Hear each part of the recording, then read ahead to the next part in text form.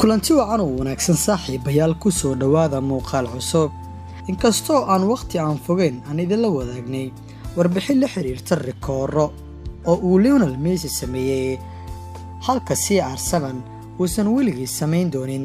haddana waxaan idinla wadaagi doonaa 5 rikoor ee uu sameeyay dadaalaha ugu weyn ahna kan ruuxay kubadda cagta caalamka 10kii sano ee la soo dhaafay ee Cristiano Ronaldo, taas oo uusan samayn doonin Messi-ga Barcelona iyo Argentina.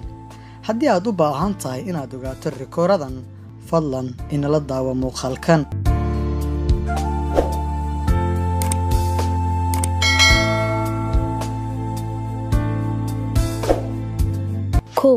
in koob kasta oo suuragal ah lagula guuleysto laba kooxood oo waaweyn.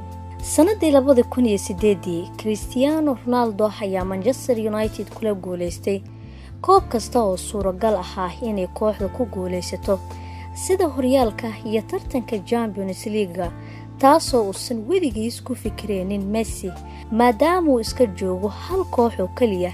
balse Ronaldo ayaa sidoo kale ugu yimid Messi hoygiisa Spain, isagoo sidoo kale burburiyay wax kasta kana yeelay inuu dafiro awoodda saaxirka kubadda cagta Messi maadaama uu Real Madrid gacanta u geliyay koobkii sugitaankiisa lagu daalay ee La Decima. sidoo kale 3 kale oo xiriir ah iyo koobaba uu xidig weyn ku faani karo, waana midka kaliya ee guuleystay ku noqday laba kooxood oo miisaan leh marka laga barbar dhigo Messi. 2 in xidig uu dhaliyo 50 gool 6 ciyaareed oo isku xigta. kan kaliya ee sidaas sameeyay waa Cristiano Ronaldo, halka Lionel Messi uu yahay kan ugu hanashada badan kabta dahabka ah ee qaaradda Yurub marka loo eego Ronaldo. balse boqorka Portugiiska iyo kooxda kubadda cagta Juventus waa uu kaga sareeyaa Messi marka loo fiiriyo in 6 sano oo xiriir ah uu ansixiyay 50 gool laga bilaabo 2010 ilaa 2016, waxaana uu ka yaabiyay qof kasta oo kubadda cagta la socda. Messi 3 jeer oo xiriir oo kaliya ayuu joogteeyay inuu dhaliyo 50 gool, waana kala bar CR7 oo 6 jeer sameeyay joogteeyayna in xilli ciyaareed kasta ay ku dhex jiray waqtigaasi uu ansixiyo 50 gool. 3 in xidig uu 6 sano ku guuleysto gool dhalinta tartanka Champions League. Cristiano Ronaldo waxaa lagu naanaysaa boqorka tartanka lagu jecel yahay Yurub ee Champions League maadaama uu yahay ninka taariikhda tartanka ugu goolasha badan, isagoo marqaati u haysta inuu tartanka dhagaweyne ka ansixiyay 121 gool. waxuu 15 gool ka badan yahay Messi maadaama uu gool dhalinta Champions League hantay 6 jeer, waana in ka badan Lionel Messi oo 4 jeer hantay taariikhda.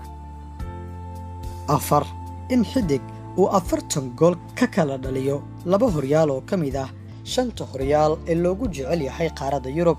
xasuustii 2008 marka lagu laabto Cristiano Ronaldo waxa uu ahaa sanad cajiib ah oo uu hantiyay wax kasta uu doonayay, mana uusan joojin inuu dhaliyo goolal kulamada ugu muhiimsan ee kooxda. waxaana uu xilligaasi gaaray rikoorkii goolasha ee Alan Shearer ee ahaa in xilli ciyaareed laga dhaliyo EPL-ka 30 gool, waxaana uu xilli ciyaareedkaasi dhaliyay 40 gool, xilli intaasi in ka badanba uu ku sameeyay Real Madrid waana 6 jeer. hadda waxa uu ku sugan yahay kooxda Juventus, waxaana uu dhaliyaa goolal qurux badan. malaha mar kale ayuu dunida ka yaabin doonaa CR7 oo uu halkaasi ku dhalin doonaa 40 gool iyo wax ka badan, taasoo noqonaysa rikoor uu haysto kabtanka Portugiiska ee Cristiano Ronaldo. Messi-na uusan weligii samayn doonin maadaama 90% la aaminsan yahay in Messi uusan ka tagi doonin Barcelona.